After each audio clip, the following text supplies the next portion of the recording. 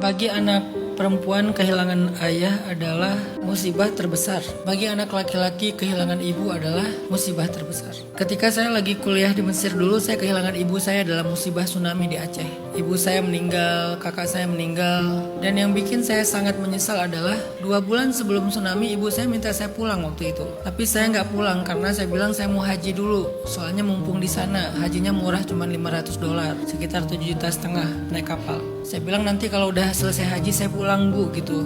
Ya udah nggak apa-apa kata ibu saya. Waktu itu ibu saya baru pulang dari rumah sakit karena sakit. Saya nggak menyangka ternyata itu permintaan terakhir ibu. Ketika saya lagi haji lagi di kota Madinah, kan tsunami itu sekitar jam 9 pagi ya. Di Madinah berarti menjelang subuh.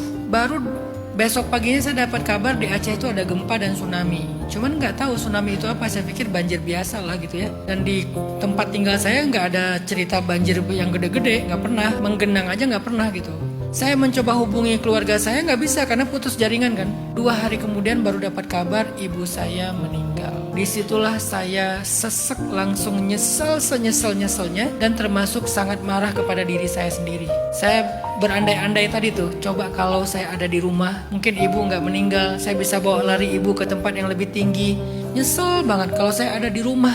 Andai-andai tadi kan, lau anni fa'altu kaza wa kaza, seandainya saya ada di rumah mungkin saya akan bawa ibu lari. Itu berat.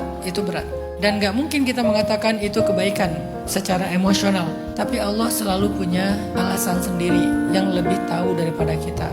Setelah saya berdamai, saya baru ngerti kepulangan ibu dengan musibah tsunami itu udah terbaik buat ibu. Kenapa? Beliau dapat pahala syahid karena meninggalnya tenggelam. Saya nggak bisa menjaminkan yang lebih baik dari itu untuk ibu. Dan itu nggak bisa dirubah, udah lewat, udah masa lalu. Sehingga pilihan saya sekarang adalah saya mau menangisi dan meratapinya, atau saya mau mengambil hikmah. Hikmah itu apa?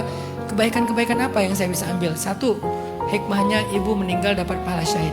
2, saya harus menghafal Quran. 3, saya harus banyak melakukan amal soleh untuk jadi pahala buat ibu juga. Dan seterusnya.